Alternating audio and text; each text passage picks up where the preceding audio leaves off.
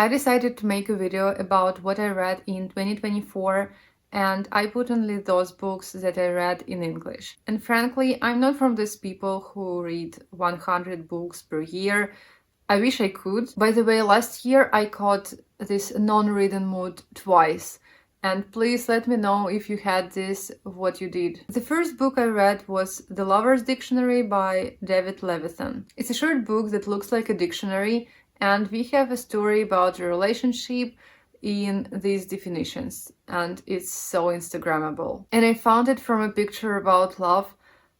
I'm not going to even try. The second book was Window Shopping by Tessa Bailey. This is a romantic novel with Christmas vibes where you know from the beginning what will be at the end of the book.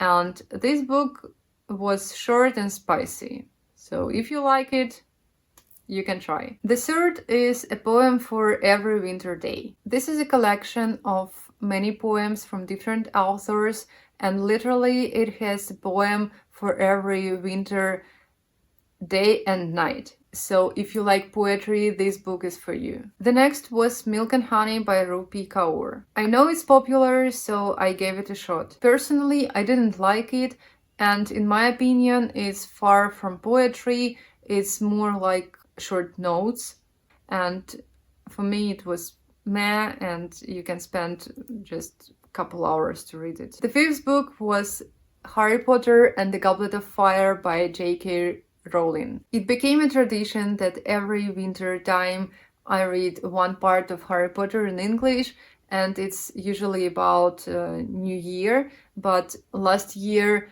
it was almost the end of January. And I love this part because you have these who and why questions, and you want to know what will be at the end. The next is Lagom by Ackerstrom. I don't know how to pronounce this name, so sorry. And this is a cozy book with pictures about Sweden and their day-to-day routine and attitudes. The next book I read was The Joke by Milan Kundera. I don't know how to describe this book shortly and without spoilers, but let's say that this is a book about a joke that ruined someone's life and about revenge. And this is definitely worth to read. The next is Check and Mate by Ali Hazelwood. As every her book is a rom-com that helps you to relax. And this one was without spicy scenes, so if you're interested only in spicy scenes, this book is not for you. But I was even inspired to play chess again. Plus, I add many chess slang to my vocabulary. Number 9 was This Side of Paradise by Fitzgerald. Personally, I adore 20s and everything that relates to it, and if you're also into this period of time, then Fitzgerald works are for you. But you should have a good English level because this book is full of old words, that 20 slangs, and many advanced words. So I'll definitely read it later without stumbling over a dictionary. The next is Better Than the Movies by Lynn Painter. It's a young adult book about two neighbors, and you know, this book gave me that vibe that I'm a teenage girl again, and like I'm watching this TV show about teens and their drama. And the next book is Cat's Cradle by Kurt Vonnegut. And this book was one of those that you should Google to know what the author wanted to tell us. So, no damn cat, no damn cradle. The next book I read was A Party for One by Dave Holmes. It's an autobiography, and honestly I had no idea who this guy was because I saw something about a memoir in 21 Songs and something about MTV, and I was like, I'm in, because I loved watching MTV shows with my friend and I decided to read, and that's why. The most interesting part was of course about MTV, but it was almost at the end of the book, and this book gave me this non-reading mood because I didn't want to read things about his childhood and about his teenage life that took almost the most part of this book. The next is The Long Game by Elena Armas. Again, it's rom-com, and I wanted to read something light to get rid of that non-reading mood. And honestly, I liked her previous works more than this. The next book that I read was again from Fitzgerald, and this time it was Tales of the Jazz Age, to dive into 20s more. This one was a little bit easier than This Side of Paradise. I don't know, maybe because I've read it before in my native language.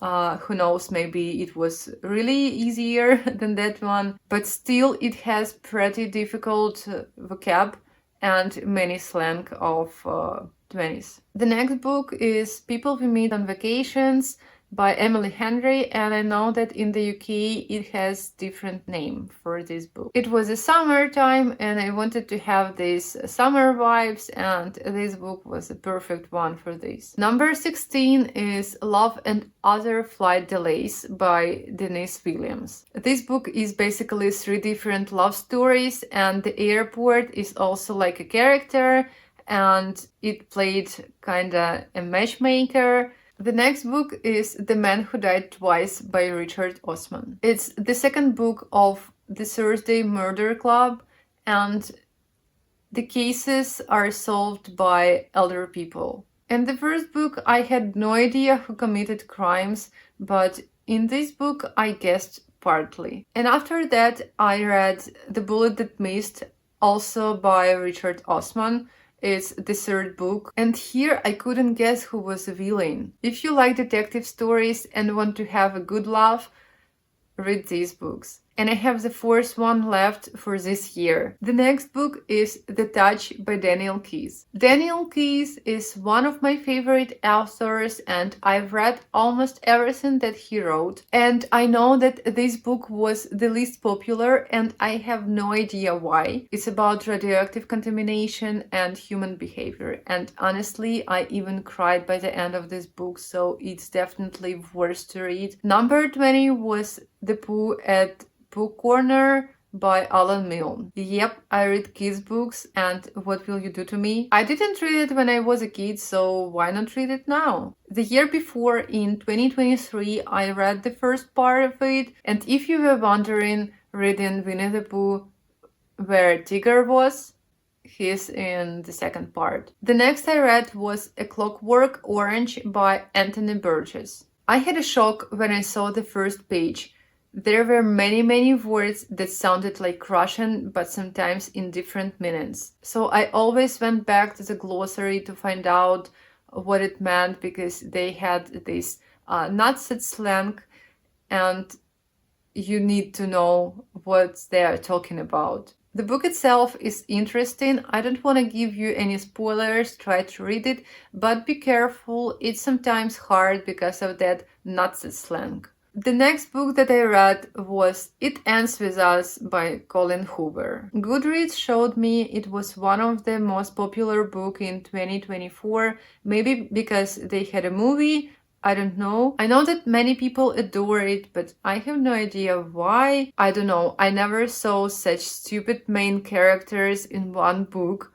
And they all nod every time that irritates you. And by the way, I want to make a video about this one. And the last book I read in 2024 was Along Came Holly by Cody Hall. I wanted to read it because I wanted to have these Christmas vibes and Christmas mood before holidays. That's all I read in 2024, and currently reading the 5th book of Harry Potter that came to me as a present from my dear friend. And what did you read in 2024? I'd like to see. Maybe I find something to add to my TBR list.